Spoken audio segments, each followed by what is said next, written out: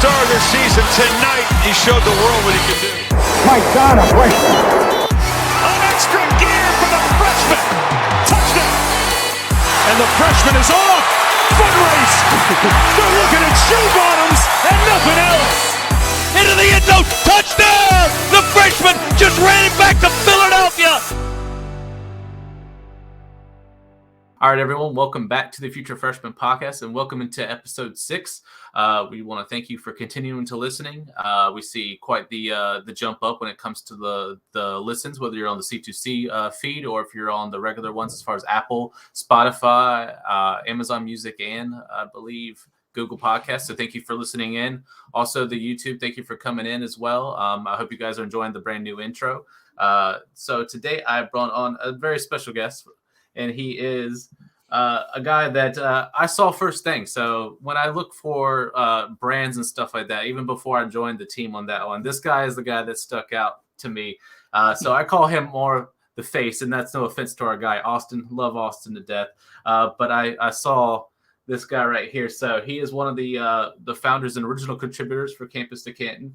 He's also one of the podcast hosts for the Devi Debate that's live every Wednesday night as well. And this is Mr. Felix Sharpe. You can find him at Twitter at Sharpe Review. Of course, that's with an E at the end. So, Felix, welcome to the show, man. Brandon, I appreciate that intro. The only skill set I have to offer, the team at Campus to Canton is talking. So I got to do a lot of talking. So yeah, I mean, the team from obviously Jarek, Austin, Colin, Matt, Chris, Alfred, they offer more substantive contributions, and I'm just out here yapping my mouth. So hey, sometimes it's the gift of gab that kind of gets you where you need to go, and that's a great thing. Like when I joined the team, I didn't know there was already 20 something contributors on there, so it was really cool to come in and just become a part of a family automatically.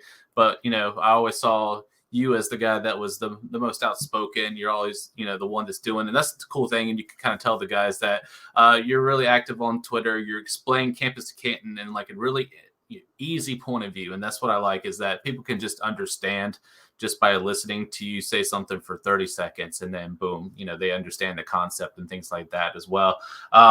Kind of going into I'm the minister of propaganda for Campus to Canton. So there we go. And the team is not afraid to jump in on threads. The guys that are just learning about Campus to Canton, whether that's the platform itself or the website, or if you're learning how to play CFF for the first time as well. Felix is right there in the mix, telling people about where they can find the CFF content as well.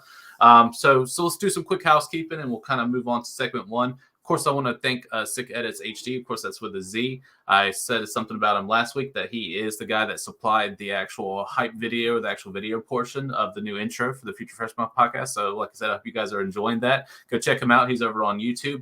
If you're anything NCAA, if you're looking at highlights, and he kind of puts together good packages. So if you're a guy that doesn't want to run the all 22, you just want a quick 5 minutes or something like that, you can go check out a guy there as well if you're interested in it as well. Also, we have the freshman and supplemental guide from Campus of Canton that is available right now. Of course, you could purchase the entire guide for $20, but I wanted to pass it over to Felix because he can tell you how you can get grandfathered in. You can tell you about the NIL and why that value is there. I mean, I say it every week, but I want to give Felix the opportunity to express, coming from a guy that helped write the guide, that talks about it on a daily. Felix, what's your thoughts on the guide? And then as far as the opportunity that you can, as far as getting in on the monthly subscriptions as well. Well, let's talk about the subscriptions first. Let's get the business out of the way. And depending on when you're listening to this, the offer may still be open. So up until April 1st, if you subscribe at the walk-on level, which is $29.99 for the year, then you are automatically grandfathered into the second tier, which is the scholarship level, which includes, this is only for yearly subscriptions, which includes the freshman supplemental draft guide. So, and you will have that price, $29.99 for the second level, for the entirety of your membership at Campus to Canton. One of our focuses has been accessibility and having a low barrier to entry, because we really want to build the game and the format and make it available to the masses. So, I mean, you can take a look at some folks' Patreons, and the bottom tier is much more expensive than $29.99 for the year or $2.99 a month. And our top tier, the NIL tier, is just $79.99 a year or $7.99 a month. I mean, we are really trying to make it accessible, and we will continue to do that. And we made this offer, the grandfathering offer, because we wanted to take care of those who are there at the beginning. I mean, the support for the website and for everyone contributing, and it's just been really outstanding. And so this is kind of our way of giving back, offering the grandfathering offer, but that is only until April 1st. So get in, subscribe to the website. $29.99 for the year gets you the freshman supplemental draft guide, which is $20 in and of itself. So, I mean, I think that one thing that we're doing at Campus to Canton is charting uncharted territory. Since I've been playing Campus to Canton, there hasn't been a guide out there that says this is how you should consider the freshmen. These are their strengths and weaknesses. Devi Watch does an excellent job every single year putting out the Devi Watch guide, which is one that is something that I buy. But focused on freshmen and your supplemental draft guides, I think that we are charting uncharted territory there. And so we are trying to walk new players through like every step of the way, from our rankings to the guides. We are really trying to make the game not only accessible as far as price, but as far as content and information and making it digestible. We're trying to put it right there for you. So go ahead and subscribe to the website, campustocanton.com, until April 1st. You will get the scholarship tier, which is the second tier, for $29.99 a year, $30. And I encourage you to go take a look at our prices and compare them to some Patreons out there providing similar information. We just really wanted to provide a value, and I think that we've done it. And quite frankly, the format, if you're not playing in C2Cs, it's the best format. You know why, Brandon? Because we're here talking about freshmen. I mean, what other podcast can you get when you're talking about kids who are in high school who are going to have, or you expect to have, a fantasy impact in the coming years, and who, in 3 years, the traditional dynasty community is going to be talking about? Love C2Cs. Go subscribe to the website. Get yourself the freshman supplemental draft guide. We're going to talk about a couple of those players here today. Exactly. And like I said, it's the new frontier. And with Campus to Canton, of course, that means you have to be decent at college in order to succeed at both, especially if you're splitting the pot or you have college a little bit heavier than your pro side. Different styles depending on which C2C league that you're on.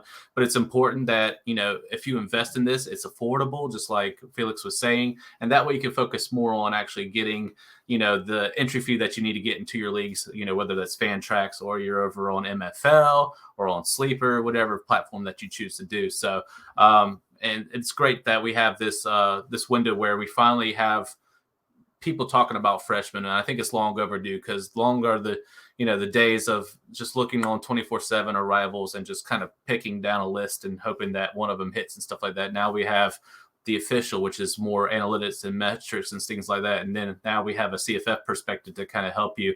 And then now we have Felix on today to kind of help you bridge the gap between CFF and C2C.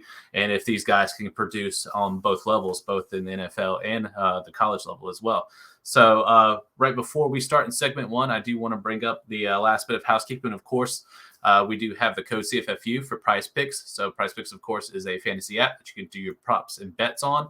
Of course, they have the NCAA tournament still going on, but you also have stuff where you can go pre ahead of time. So if you're an NFL guy, you can go ahead and say, hey, I think Matt Ryan in Indianapolis is going to throw for this many yards this year, or something like that particular. There's something for everybody. Of course, there's different sports out there. Soccer's starting up as far as MLS and things like that. So there's opportunity there for all your soccer fans too.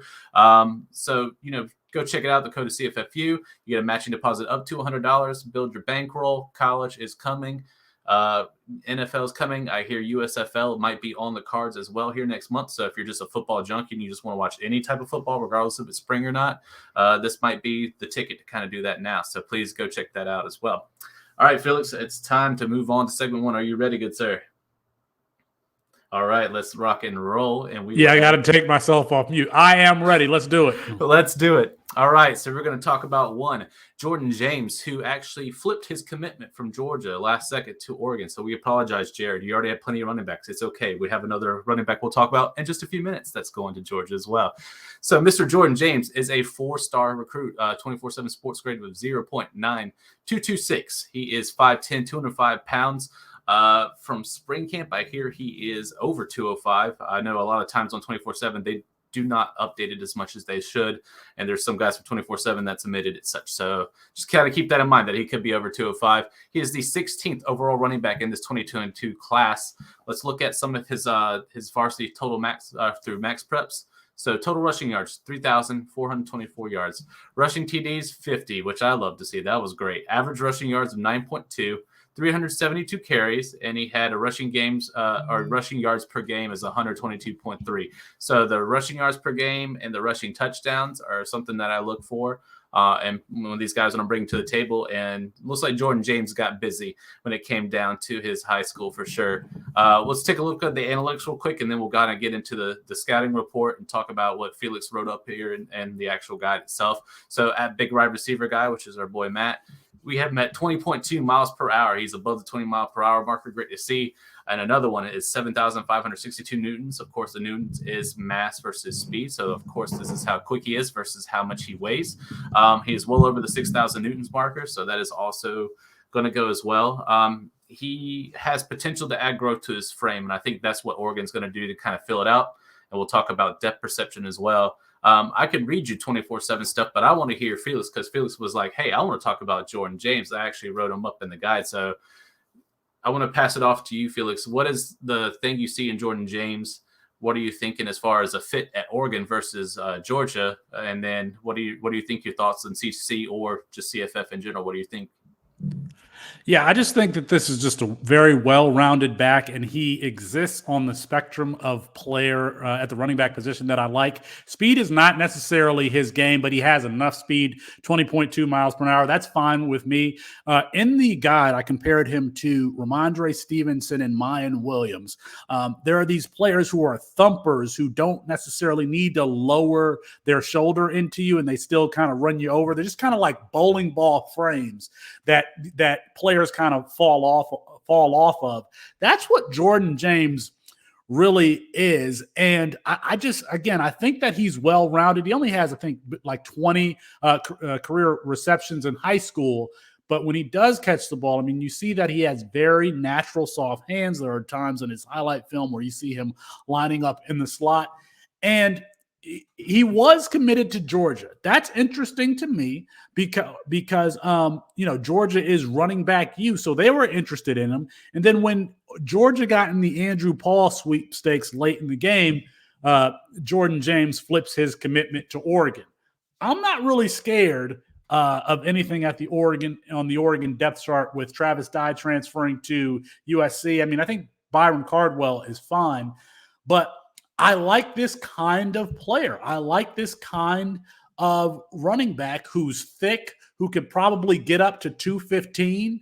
Without question, he's already above 205 as a freshman. I think that he could add some speed, but even if he doesn't, he's very good laterally. He moves well. I was surprised that he was only 205 after looking at his tape. I thought that he would have been at the 215 mark. So Mayan Williams, Ramondre Stevenson, guys who I've gravitated towards. If you've listened to me on Debbie Debate, you've heard me talk about those two. I think that Jordan James exists on that spectrum. And I mean, 4-star prospect, I'm very high on him. And we'll see what happens at Oregon. What I don't like is the Oregon offense. So that may be an obstacle for him. But I'd love the player, love the size, frame, the lateral agility to go with this thick bowling ball frame, and he's got soft hands. I think that he will be a better pass catcher at the collegiate level than he was at the high school level. Yeah, when I did watch tape, I honestly thought he was well over 250. And he's a guy that he plays like he's 220, 230 easy with the way that he just runs with force. So I definitely agree with you on the front. He just plays like a heavier back for sure. And that's what I like to see is just someone that will truck you like a Javante Barnes, like we talked about last week, just hit you with force, right? I will say that Byron Carver is getting a lot of the love in camp. And we did see Noah Whittington, formerly of Western Kentucky, coming on board here as well. From what camp is saying, that Whittington will either be just a clear RB2 or he might push for a 1B role. This is Cardwell's first chance of seeing, first team reps in the lineup. Of course, we had Dye who took over, when we lost Verdell with injury. Of course, now Dye is over at USC. I will say that I like the pedigree of Jordan James, and I think he can get down. I think he's better than Dollars. I don't really see a Sean Dollars situation, so I automatically think that Jordan James can move in at least to RB3 and definitely push Whittington, who's coming from a G5 to P5. So having a guy that comes in, already with a pedigree of a P5 school. I will go as and say I'm not a fan of Oregon 2. I am not a Bo Nix guy. However, Bo Nix reminds me just like Anthony Brown. They're game managers. As long as you game manage and you can pass it off when you need to, or do the RPO where it makes you look like you're going to pass, but just prolong the play to where you can find an open field, then that's going to benefit either Cardwell, James, or Whittington, who's ever getting a pass off as well. So let's look at value at C2C as well. Jordan James, he has a chance, and I mean he's a freshman, so he also has a chance to where if it's not working out here at Oregon, he could possibly transfer too. I could see him going to any P5, especially if Georgia was interested in him. But it looks like he wanted to go to somewhere where he thought he could kind of make a difference, at least in like year 2. So say if Cardwell just doesn't have a great season, we could see Jordan James as soon as next year or the end of this year type situation. That we'll see how it goes, right? But what do you see? He does have the pedigree. Do you see a future NFL running back, or do you think he is a college stud and then we see him in like lower tier when it comes to the NFL, like a backup of some sort?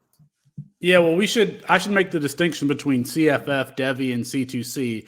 I don't think that he has particularly any CFF value. This is like a C2C stash and wait and see type play. But when you're coming into college at 5'10", 5'11", 200 pounds plus, I think that says, okay, that checks a box as being a potential NFL draft pick. When you have soft hands, I think that makes you a potential NFL draft pick. So it's really just going to be a matter of opportunity, whether or not he can create opportunity for himself to develop, and let's see how he performs at the Power 5 level to see if he becomes an NFL draft pick. But that's one of the most exciting things about this particular freshman class is there are so many guys. There are so many guys who have the requisite weight, height, coming as freshmen, over 200 pounds, some over 215 pounds already. And, Jordan James has the frame to get up to 215, 220. And you called him a thumper.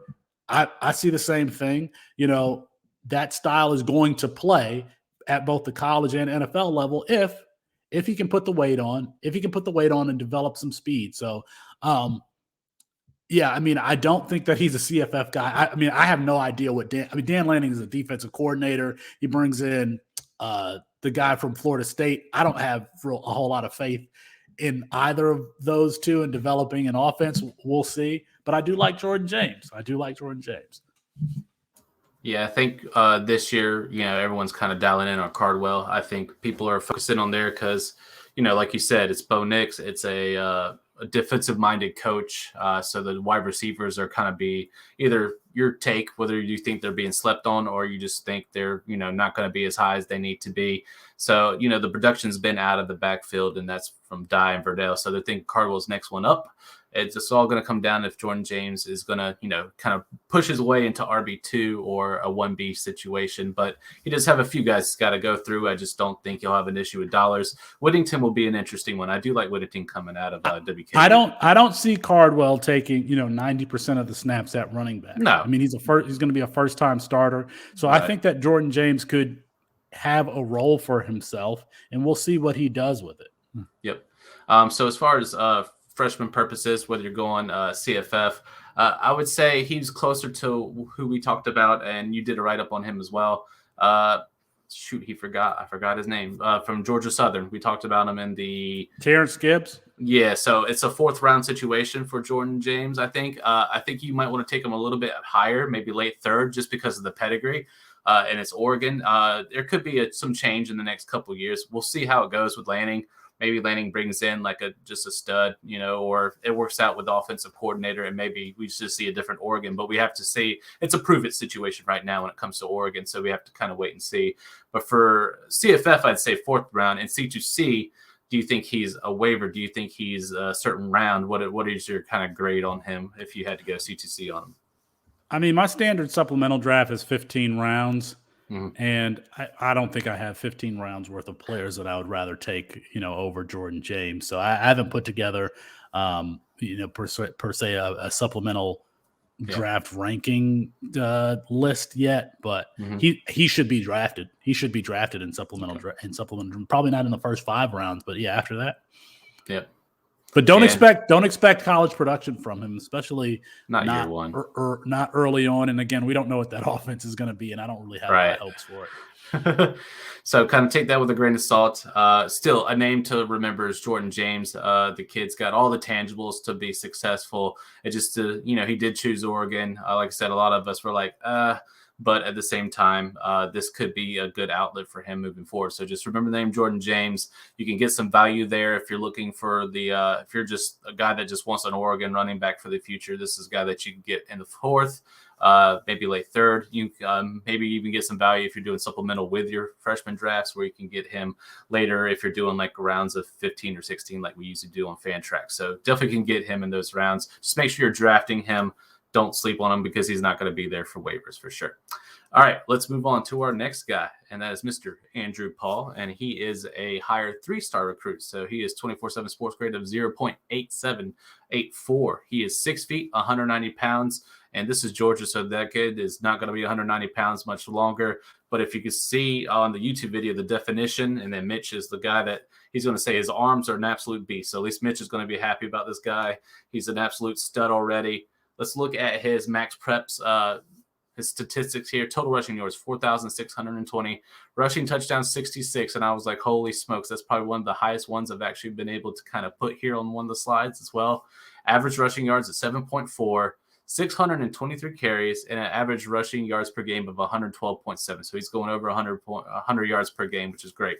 So we had at Big Wide Receiver Guy do some analytics for me, and this is where it really started standing out. 21.2 miles per hour, which is really solid, but the Newtons, 8,720, and that speaks volumes because that's the highest I've seen as far as a freshman past Nicholas Singleton. So, a Singleton is like 1 overall when it comes to running backs, especially freshman running backs as well. So Paul's right on up there as far as what he can bring to the table as far as speed versus his actual mass, and I'm sure he's just going to put on as well. So he did lead his high school to his 3rd consecutive Division I state championship, posting 12-1 record. He did finish the season with 271 carries for 2,616 yards and 41 touchdowns, and that's in the senior season with 14 receptions for 208 yards and 3 touchdowns. So now we have a running back that can get the job done on the ground, drives with force, but also has great hands, and he's able to kind of catch up the backfield. So he is definitely that dual threat that you kind of want to as well.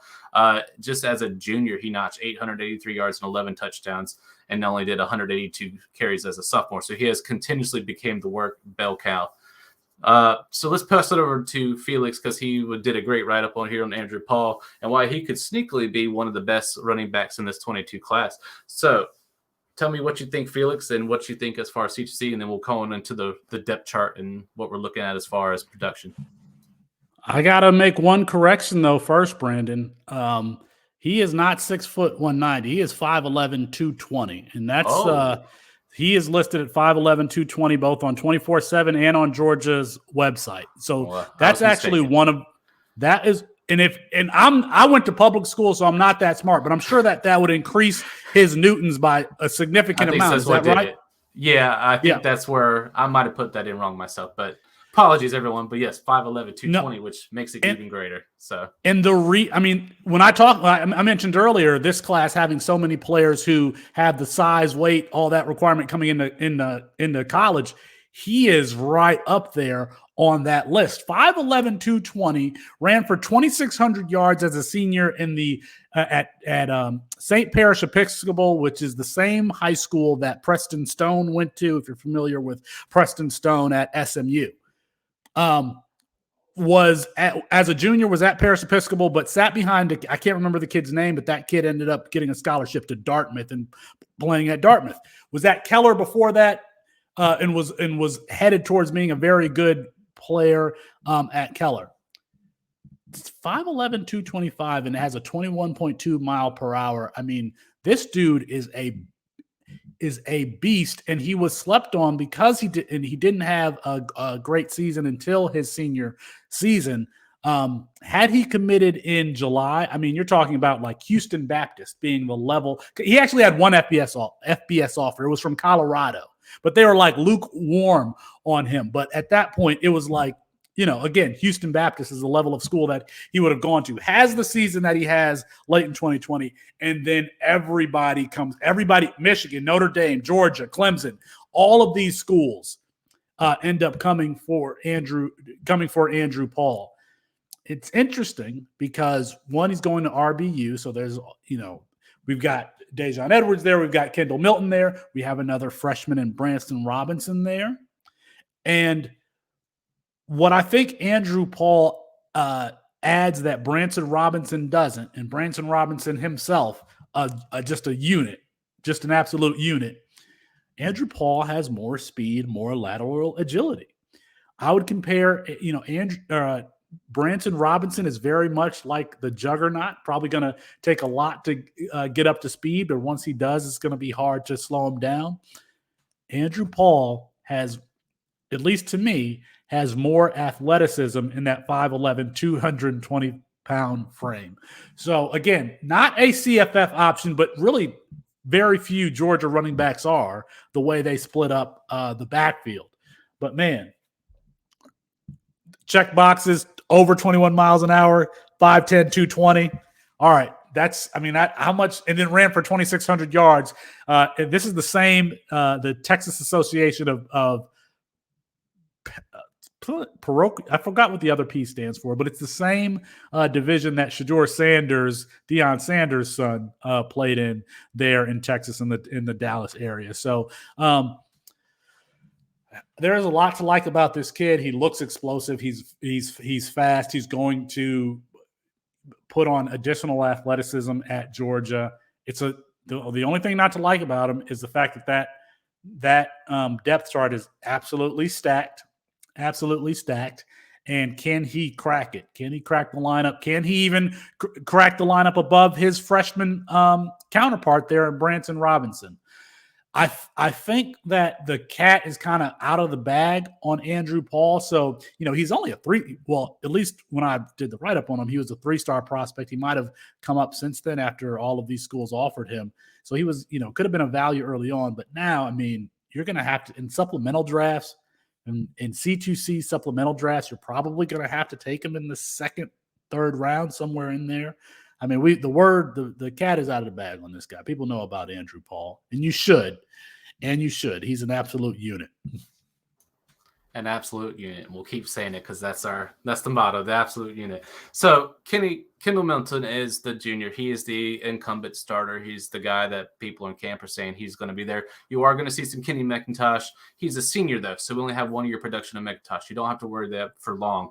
Here's the dilemma. Branson Robinson, who's also in the same build like Felix was talking about. He's 5'10", he's 220, 4th overall, but he's got a 0.9729, so he was a very, very, very high 4-star, almost a 5-star. I believe he was 5-star for a temporary amount of time before the 4-star kind of dropped down. I don't think you have to worry about Dejon Edwards, the junior. I think he's kind of there to kind of be there. However, he can spell carries when Milton and McIntosh needs to come off the field. I do see Robinson supplanting that as well. Once McIntosh is gone and Kendall Milton, if they think he has a decent season, that's the great thing about RBU/Georgia is that they save the wear and tear on the tires, as we like to call it. Like they give you more things, like the injury from Zamir White, but now Zamir White had a pretty decent season this past year. And he had Dalvin's brother there, to kind of dispel him, and they both had decent ones. Now, are they meant for fantasy purposes? No, but now they have enough extra tread on the tires where they don't have as much wear and tear, to where now Zamir, and Cook can both have decent, whether it's a backup role or a possibility for, supplanting an RB1 if they do well in camps and stuff like that in the NFL level. But it's going to be hard for Branson to beat Branson Robinson just because of the pedigree. But I do love what Andrew Paul brings to the table. Gosh, I love how fast, and already at what you were saying at 225. I don't know if he should put on more. I think it would probably be kind of ridiculous to go 240 or something like that, because then you just get slower. The kid's got too much time. Stay put or just get jacked and more muscle, more definition. Yeah. And then they won't stop him. And if you look at a 1-2 punch of Robinson and Paul, we're not talking, CFF right now. We're looking at, long-term here now at this point. That's a great combo. That's the next generation. Now we saw White and Cook go on. Now we see Milton McIntosh for a year or so, but now we see the new Robinson and Paul type of duo. Which and Brandon Jordan James, and Andrew Paul should be forever linked in our minds, because Jordan James originally committed to Georgia. Yep. Georgia gets in the Andrew Paul sweepstakes later on, and they have to be related. The fact that that Jordan James decommitted and went to Oregon, and the fact that Andrew Paul went to Georgia. So they're going to be forever linked. Yep. And so, it might be easier now. And then now they're in the same show. So you got James, who actually might give you some CFF value here in the next year or so. Paul's one of those guys to where CFS is going to be a flyer. It depends. If one of these guys like Robinson goes down with injury, Milton, stuff like that, you might be able to kind of do that. But for right now, this is just waiver wire pickup for Paul. James is a guy that you might want to go ahead and select in a freshman draft and kind of just leave him on the bench until you can see that opening and see what Cardwell is going to do here this season as well. But Andrew Paul, circle him, especially for you guys of the C2C, Devi, or if you're just looking for long-term dynasty down the road. If you're in the NFL, this is another guy that you can do as well. We're going to move on to our third selection, and this is Mr. Barion Brown, who is a 4-star recruit who committed to the University of Kentucky. He does have a 24 sports grade of 0.9587. He's 6'1", 173 pounds. He is the 16th overall wide receiver in the 22 class. In max preps, we're able to get some receiving yards out of him at 1,171, 17 receiving touchdowns, and he has catches of 62, average receiving yards of 18.9, and receiving yards per game 46.8, which is a little concerning. But here's where I do like what I see, and that's, of course, Matt hooked us up with some analytics there, a big wide receiver guy, 22.3 miles per hour, so the kid is a burner. He's got newtons of 7,820 newtons, and I saw that face, Felix. That means it's a good 22.3 miles per hour. Wow. Jonathan Taylor's max in the NFL last year was 22.6, so. Exactly. So, Matt clocks it traditionally, like hits start, looks at the film, and does the traditionally, just like you would if you see a coach at the side of the field. So he does it all that way as well. So the good thing about Barion Brown is that he has speed to him. He has a track profile. He's ran the 100 yard, he's ran the 200 yards, and he does it in a pretty good time as well. He's really good about tracking downfield balls. So he's really good about tracking down long bombs, which is really good, and brings it down as well. Moving on to the next slide, they did give him an NFL comparison of Dyami Brown. So me being a Carolina guy, I know all about Dyami Brown. But the difference is Brown had more weight to him, and he seemed to be more of a threat. However, Brown has the tangibles to do it. He really needs to put on weight, and I think that his receiving yards per game, that he needed to be a little bit higher. But I do like it because of the pedigree that he's got going on. And we'll move on here. We do have a transfer coming in, and of course that is Tavion Robinson. He's a senior now. He is most likely the wide receiver 1 for Kentucky this season. And then we did have another, and then that came over from Alabama, Mr. Javon Baker, who I picked up in Dynasty a year ago, thinking that he might be the ticket. I was wrong. However, I'm glad that I kept him and didn't drop him, because now he looks like a shot at wide receiver 2 behind Robinson. I would have said before the Baker news that Barion Brown was going to come in easily as a wide receiver 2, because other guys like DeMarcus Harris and Chauncey Magwood and Cleveland Thomas, these guys are all red shirts. They've been around for a little bit longer, but they just haven't popped or been decent enough to really do a big amount of production. So having Tavion Robinson and Javon Baker there as the 1 and 2 brings Brown's level down a little bit more. However, I feel like he is a really, really stud when it comes to wide receiver. Were you able to take a look at Brown at all, Felix, or anything that you think as far as what he's capable of doing and things like that in particular? Or I know Austin's big on Brown, so maybe you've heard what he's had to say a few times. Yeah, a couple of guys at the site are really high on Barion Brown, who's going to be playing not too far from me in Lexington. I'm in Louisville. Nice. I think that you would think of him just as a kind of take the top off the defense guy, but that's not really what he is. I mean, he was used. We're not supposed to say that someone who's used like Deebo Samuel, but he was. He lined up in the backfield and they gave him handoffs, jet sweeps, and that sort of thing. And so he could do that. And Baker and Robinson, I don't think that they have the speed to be potentially the deep threat. I mean, you can correct me if I'm wrong on that, Brandon. And so Barion Brown could provide that and then be on. Yes, he might be lower on the depth chart, but he should be a consideration on special teams, kickoff, punt returns, what have you. And so he could get on the field that way. And if my boy Will Levis is supposed to be all this that he's cracked up to be, then he might be able to support, more than one receiver, more than two receivers. We'll see, especially the way that UK offense runs. I mean, they run a lot of bubble screens. They run a lot of set hut, throw it out to the wide receiver. And so, that's what Barion Brown did in high school. So he could be successful there. And even after Robinson or Baker are gone, UK is not a school that recruits dominant wide receivers. So even if it's not this year, it could be potentially in the next few seasons. Yeah, Brown was a great pick. I mean, that was awesome that he chose UK. I will say that Tavion Robinson is used a lot like Wandale from last year when he transferred over. So Robinson is more of he's gadget, but he also could play outside if he needs to. Javon Baker's just straight outside threat type situation. So Brown does give us some opportunity to move around as far as different positions. And he also is good in special teams. And so a lot of it, I compare him a lot to like Keon Graves from Ohio State, where he has the opportunity to start at special teams, but add his way and add value into the roster, maybe slowly creeping his way into, I wouldn't say it's going to be like Ohio State where they have so much talent where you can just swap them on and off and just add the receivers that you want to. But when it comes to Kentucky, I still think that Brown gives you value already a little bit at a freshman year, but we'll see a great increase once Robinson moves on, and will likely be an NFL prospect if he does blow up like they think he's going to over there in Kentucky as well. So C2C, what are your thoughts on Brown, and what do you think as far as long-term? Is he a flex? Is he a guy that can make it into a wide receiver 2 spot in the NFL? What are you thinking? Yeah, that's a good question.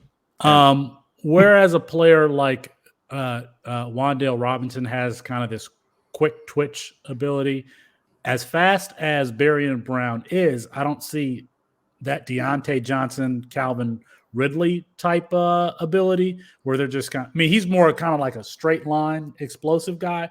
That's what I see. And so let's see if he develops, the videos that make everybody go crazy is when you see like Matthew Golden running one-on-ones he's just crossing somebody over. That's not really, or at this point, that doesn't look to be Barion Brown's game. So he could be one-dimensional, like just, all right, let's throw it out to him and see if he can run past some corners that are caught slipping. Let's just use his speed, not necessarily his lateral agility. So I don't like, that kind of reminds me of what Marvin Mims appears to be, but Marvin Mims very, very productive at Oklahoma. A PPR machine, Marvin Mims. Yeah. Yeah. So, I mean, this is somebody who is out there that people know. You're going to have to draft him in the second or third round. Mm-hmm. I just wonder, and he has the athleticism. He's 22 miles an hour. It's ridiculous. I just need to watch more to see if he has pure speed isn't something that I covet at the wide receiver position. It just really isn't. Really, it's more, and Antonio Brown ran a 4.57 at the combine. You know what I mean? And so, I mean, Deontay Johnson ran a similar time. I like that type of wide receiver who can it's just very hard to stay next to as a cornerback. Cornerbacks in the SEC are going to have just as much speed as Barion Brown. Sorry, they are. So my opinion on him is not fully formed yet. How about that? Is that fair? makes sense. No, that's fair. It's a wait and see. I think if he can build the extra pounds and get that little bit extra weight, but keep the speed that he's already got, if he can maintain that, I think we're in to see more depth than just the burner role that Brown can bring to the table in year one. So I think he kind of develops as well. I would say freshman, if you're looking at CFF, I have a 3rd round grade on him. I think you might be able to get value because I think people will sleep on him or they'll forget the name, if that makes sense, because he is going to Kentucky, and that might benefit some of you guys. So if you're patient, I think you might be able to pick him up in a 4th. But it just depends, like I said, if it's just pure freshman or you have supplemental, if you got guys on the waivers that you could pick up instead for drafting. But if it's just freshman, I think a 3rd round grade is okay. For me personally, like it's, until he fixes more of the one-dimensional type situation go on and adds the weight and we see more, then I would be able to, if he was that like year one, if he just went off like Golden or was doing Luther Burden or Evan Stewart type stuff already, then yeah, I would definitely move up to first round, or, Evan Stewart's even dropping sometimes to early 2nd round. So, I can't see putting Barion Brown in a 1 or 2 round situation. So I'd probably go 3rd round for Barion Brown. Any last thoughts on Barion before we move on to Big Fish, Small Pond, good sir? Nope. All right. That's it. All right. Let's rock and roll. And we are moving on to the Big Fish, Small Pond segment. And we are going to talk about one, Zion Turner, who is a 3-star prospect, 24/7 sports grade of 0.8742. And he has committed to UConn. So, Mr. Love, I hope you listen in and you're listening to what me and Felix are talking about here. This could be your potential future starter. So Zion Turner is 6'1.5", and he's 185 pounds, 36 overall in the QB class 2022. So his max preps was 4,951 yards of passing, 59 passing touchdowns. Passing yards per game is 126.9. He had 369 completions out of 590 attempts. He did have 18 interceptions. So I like that ratio a little bit better. 59 versus 18 is still pretty solid. It'd be different if it was like over 20 interceptions and 50 touchdowns. Then we'd have a little bit more of an issue. So let's look at his scout report quick. So he ran track. He started 39 varsity games in 3 years, and that's at Sunshine State. So that's his 2nd highest classification. So he did play at a higher level of high school in his state. So he did lead St. Thomas Aquinas to his 3rd straight state title. They went 14-1, and it's of course in Florida. So he, won in the 7A there. He did complete 68% of his passes for 2,103 yards, 25 touchdowns to go against 5 interceptions. I like that. That's pretty fantastic. He also ran for 382 yards and 12 more scores with 5 yards per carry. That's where the dual threat comes into play, and that's where I think UConn could use a guy like this in particular. He was named, of course, the Sun Sentinel All-County First Team Offense, so he's in the first team too. They have the spots there for 2020 and 2019, but we can go past that. Just know that he's been very successful from 2019 until this past year about reaching the state championship and as far as actually winning the titles every 3 years that he's there. So the guy is a natural born leader. He looks like he has a great percentage and a dual threat. Dual threat is what you want to look for in CFF. And as we're seeing in the NFL, it's become more the trend with the Patrick Mahomes, guys like, that can kind of just get it done out of the pocket. So Felix, just reading that ahead of time and seeing that in front of you, what's your initial thoughts on Zion Turner? I know you might not have had a chance to really dig into him a whole lot, but what do you think about a dual threat quarterback at UConn in particular? I think that I'm just like the audience here as far as learning Zion Turner's name. But I'm also learning that Tyson Pumachan transferred to UConn. Tyson Pumachan is one of the players that I was kind of tracking because he also has that dual threat ability. So it looks like UConn is trying to bring in players that offer more than just the passing game. So not only do I like the dual threat ability, but when your completion percentage is that high and your touchdown to interception ratio is that good, it makes me want to go take a look and see, all right, what does this player look like on tape? How aggressive is he throwing the ball downfield? How explosive does he look as far as running the ball? How creative is he? So I got to go take a look at him. So just quick correction. This is Tyler and not Tyson Fomachan. So this is, I believe, the brother, if I'm not mistaken. Okay. Tyler's only a 2-star. However, he did start the first couple games, got injured. So here's the thing. Like, Tyler is a stand in the pocket bigger, tall guy, just like his brother, right? So he could definitely throw it down the field. The issue is that UConn's offensive line is not holding the ranks like they need to. So they need someone out of pocket. So this is where I think is interesting. So in one, Zion Turner is probably one of the higher graded quarterbacks they've gotten in several years. So he's actually highest I've seen on 24/7 Sports in probably, I want to say 4 or 5 years. I'm sure Mr. Lobb will correct me here or send me a DM later or something like that and let me know. So the backup, the Steven, I think it's Krajewski, he's the one that started the rest of the year and had a subpar thing. So I'm really not worried about Krajewski as far as coming in there as well. They did have Jacob Drina, sophomore. He's the kind of guy that he's just been kind of learning under the tree on there as well. I don't know because he's a sophomore, so he could challenge. But I do love that Zion Turner is at least able to extend the plays, move out of the pocket, and kind of get you a little bit more time to get it downfield. I believe UConn got a transfer from a wide receiver and or a running back that was somewhat decent from a G5 or a P5. I'm not quite sure. I'd have to kind of look into it more. But they have at least, I mean, they're still the independents. They're, considered barely the independents or P5. So that's where I was able to cheat a little bit and put UConn in there because they're not quite G5, but they are the independents, and UConn is usually ranked a little lower. But to find value at a team that's going to play from behind a lot of times, like we talked about in some of the summits and stuff like that, and now you have a guy that can get it done on his feet and his arms, it's hard to not see Zion Turner overtaking Tyler there and then just kind of supplanting the other two as well. I mean, you're a guy that's seen it, extending stuff, whether it's like a Lamar Jackson or a guy that's in your, Malik Cunningham, who's gotten it done, on his type of stuff. CFF purposes, this could be awesome, but I don't know if, C2C we're looking at long, down the road, probably. This is a waiver wire pickup regardless of CFF or C2C for sure. But this could be a guy that could, show up as far as like, oh, this guy's actually producing numbers. And then Fantrax are going to start seeing his name probably climb up ranks here. So, see, I mean, this is why I love CFF. This is why I love Campus to Canton, because I love hearing names that I've never heard of before. It had gotten to the point in my Dynasty experience where I knew every name that there was. I mean, I don't think I'll ever get to the point where I know every single name. You're bringing, Zion Turner's profile to my attention. Now I get to go look at. I have a list of players that I need to check out, and I've just added Zion Turner. I just love this about college fantasy. That's true.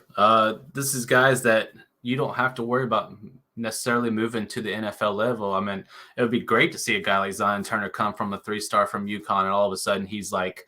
I knew, like Josh Johnson, who's now our backup there behind Russell Wilson in Denver, just being able to kind of grab a pedigree where he could be a solid backup and then, have a chance or shoot.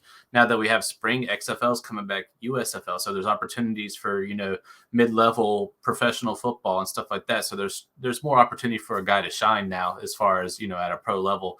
So, I mean, do we expect him to be the starting quarterback for the Green Bay Packers after Aaron Rodgers? No.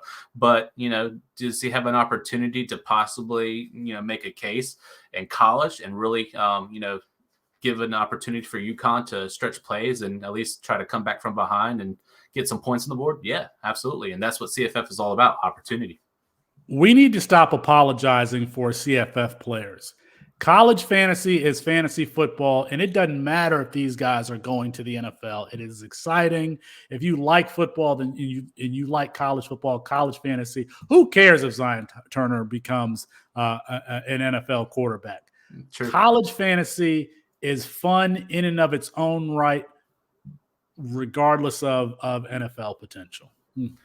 Completely agree. And maybe I should quit apologizing because CFF is the bread and butter, which I put out there. And of course, I'm just trying to give you guys just the names out there where you can circle and just memorize them, or just do like Felix is like, I'll go check them out, or at least I'll know the name and it's written down. So later on, if you see it on waivers, then you'll start seeing as the season's going on, all of a sudden, Zion Turner is actually not doing so bad. And he's actually I don't know, in the top 100 of QBs or something like that, and you're in a dynasty and you're just looking for a backup or a possible flex play later on down the road, if you got the opportunity, you have the roster space, do it.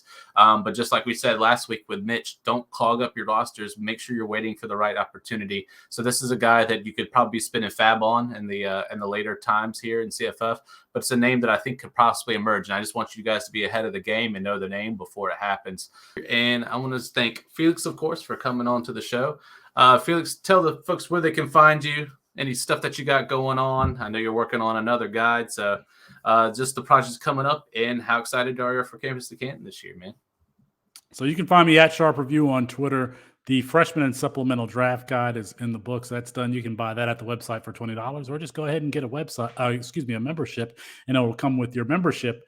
But we're working on the Devy guide now. We're going up a little bit higher. So, I just wrote Cameron Ward's profile today, wrote Jahmyr Gibbs and Anthony Richardson's profiles yesterday. So we're going to go in depth with these players too.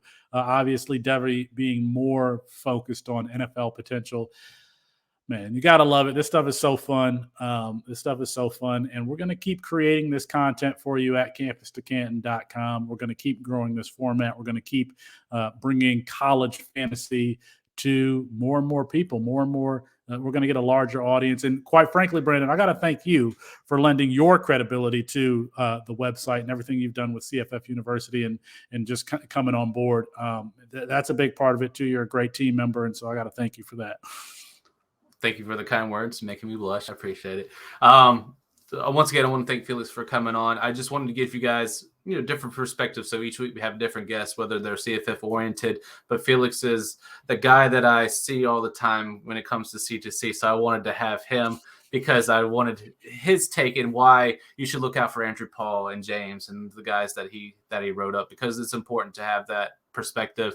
If you haven't heard, please visit us, campustocanton.com. You'll find anything from rankings to tools. There's ADP. There's anything that you can have that you'd ever want. And like I said, the subscription stuff is there. I will say that a CFF guide is coming, so keep on the lookout for that. That will come shortly after the Devy guide, hopefully. So we will see how that goes too. But you can find me at CFF University. I'm Brandon T. Sanders. I want you guys to be good to each other. Take care of each other, and we will see you in the next episode.